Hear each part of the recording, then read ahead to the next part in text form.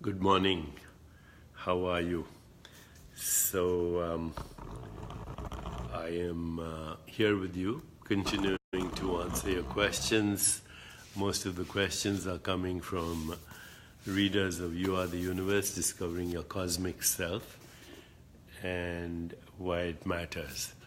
You can ask me questions from this book or any question, and please send your questions to info@jayo.com, info@jayo.com. Once again, you can send me your questions that you have, then they can be on any topic, and the address is info@jayo.com. Also, please download the app Jayo, J-I-Y-O, or download jayo.com. This is our community together where we discuss reality, where we hopefully are creating a critical mass for a more peaceful, just, sustainable, healthier, and joyful world. So once again, the app is Jayo, J-I-Y-O, and you can go to jayo.com. Okay, so today the question is a very long question, but it comes from somebody called Mazzy, who signs off as Moon Lee. And it's a very long letter, so I'm not going to read that. But basically, the letter ends by saying that I believe both you and Richard Dawkins are correct in a way. There is no loving God. That's how she ends. There's no loving God. Moonli has had some interesting synchronicities. She has studied both atheism, Buddhism, various religions, and has come to the conclusion that there is no loving God. So let me try and answer this question.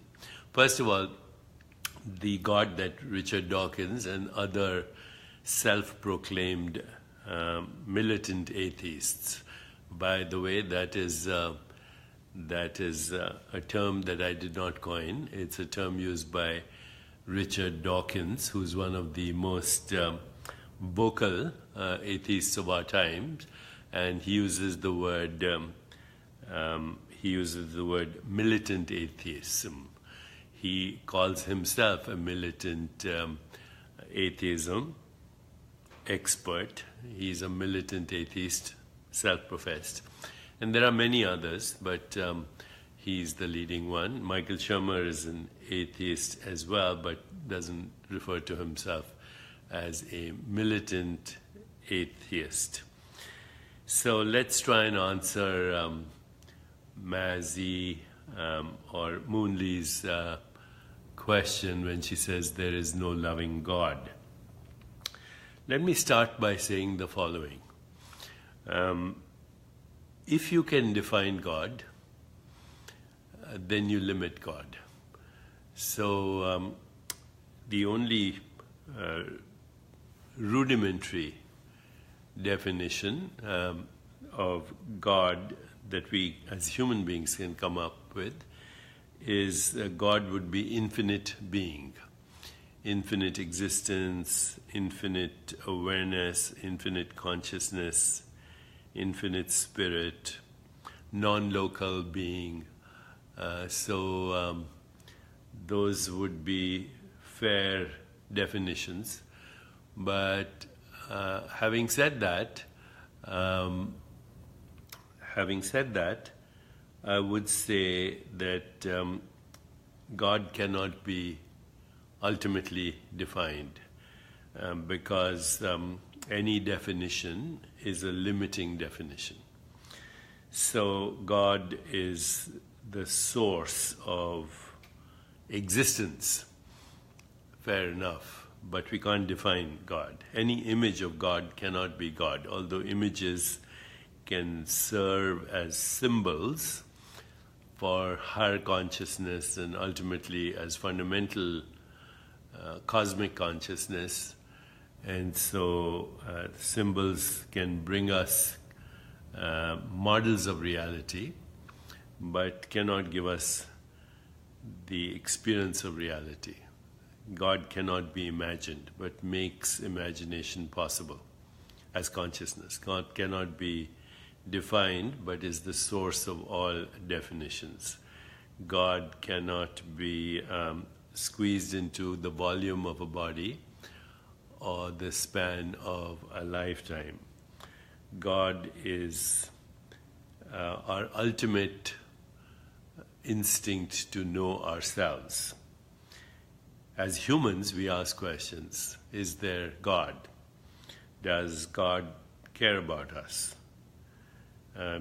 Does God exist as an anthropomorphic idea? So all these questions lead to great dilemmas. You know, the universe right now is supposed to contain 2 trillion galaxies, 700 sextillion stars, and uncountable trillions of planets. Where is the God of this universe? How come we as humans even have a grasp of this?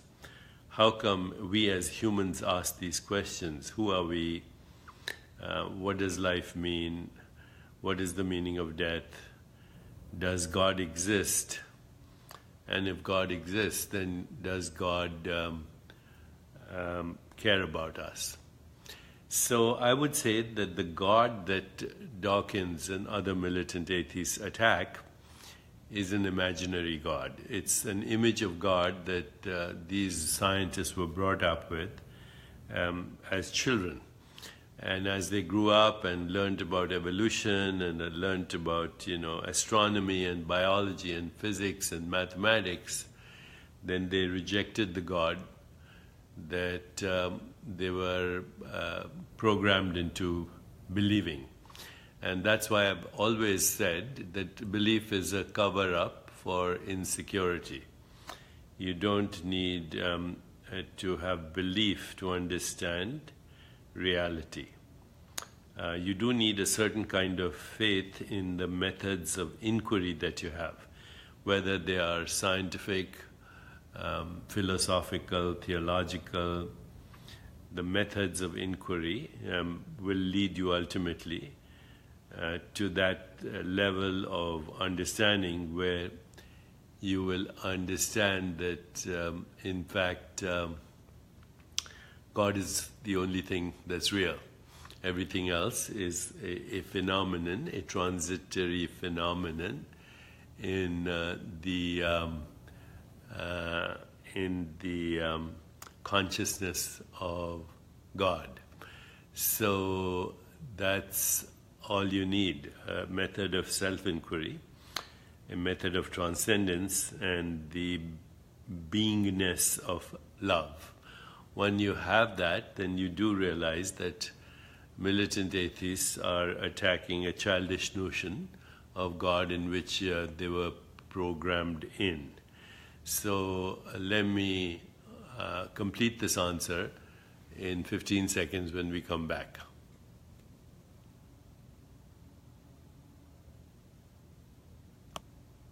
So I'm back now, and let me complete the answer. I'll make it actually quite pithy and succinct. There is only God, period. There is only God. The rest is a story. The rest are interpretations that we have. I would say God is the light of awareness that makes experience possible. God is the light of awareness that makes the experience of mind possible, the experience of feelings possible, the experience of that which we call the body possible, and the experience of that which we call the universe possible. So God is the light of awareness in which the whole universe is arising and subsiding in an eternal now. And yes, that God is unity consciousness, which we would also call love. Unity consciousness is the knowingness of being one with all that exists. This knowingness can initially cause us to feel anxious, can even terrorize us because it means the loss of ego identity. But as we go deeper, then the light of understanding dawns, and as the light of understanding dawns, then the terror and the fear that arises from separation is actually transformed into delight, Because we, you, I, everyone who's listening to me, and that where this is coming from, this speech is coming from, we all exist in the oneness of being. We exist both as form and that which has form. We exist as wave and particle. We exist as light and matter. What is matter but frozen light? Okay? And what is light but matter on the move, as energy? So we exist as both possibility and actuality. We exist as both spirit and flesh. We exist as breath and body. We exist as consciousness and the experience in consciousness that we call space-time and causality. Being, awareness, existence pervades the entire fabric of space-time and causality. And when we go beyond our constructs, whether they are theological, philosophical, or religious, but when we actually go into the experience of going beyond the constructs, beyond the stories, then we get to the ontological primitive of the universe. Nothing can go beyond that. So this ontological primitive of the universe we can call God, Brahman, Ein Sof, the ultimate being, non-conceptualizable. Okay, from this then let's come back to our own nature. If the infinite being, the ground of existence, which obviously exists as your ground of existence as well, this being cannot be grasped by the conditioned mind. And everything that we experience every day, here, there, right now, this is a projection of the conditioned mind. But what is behind this conditioned mind? What is being conditioned as the conditioned mind? Perception and experience are the projection of the conditioned mind. God is transcendent being and therefore never born and not subject to birth and death, not in time.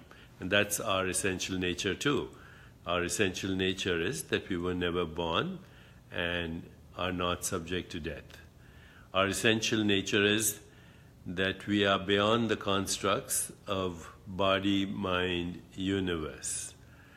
That we are beyond the constructs of ego, intellect, and that which is projected as the body and the universe. The body and the universe are the projection of our conditioned mind, which is but a fragment of a reflection of the eternal now as being. And so when we peel away all the layers of experience, what we come to know is the ultimate subject of all experience. And that is our inner self, Atman, Brahman, Jiva, a speck of a drop of existence in the eternal ocean of existence.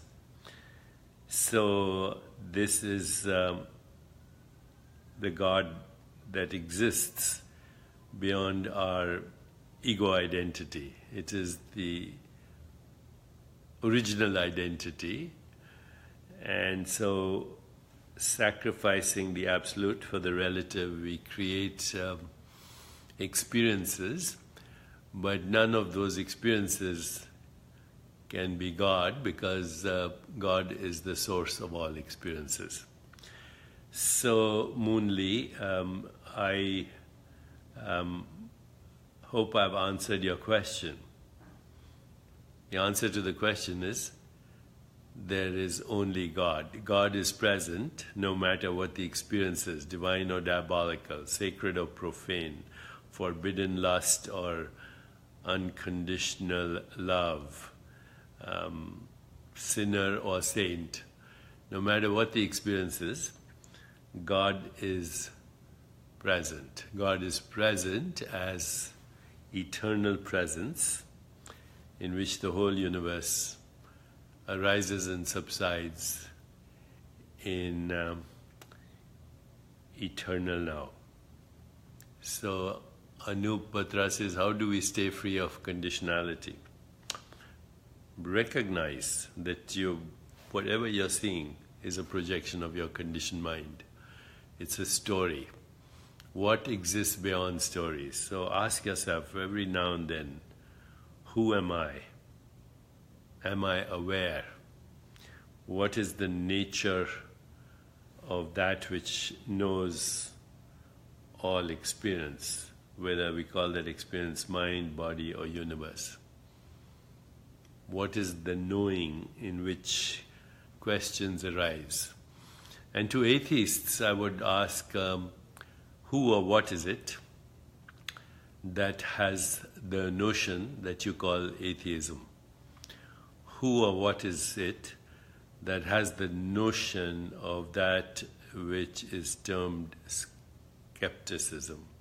Actually, when you are skeptical of every construct, when you are skeptical of every perceived reality, as you peel away the layers, through skepticism, I'm not the body, I'm not the mind, I'm not the universe, I'm the awareness in which all that happens, then that kind of radical skepticism leads to the realization that there is only God. So the skepticism and atheism that arises in the awareness of, say, Richard Dawkins, that awareness in which Richard Dawkins is also an experience, both for himself and for others, that is God. There is only God. We need radical skepticism to know God. See you tomorrow.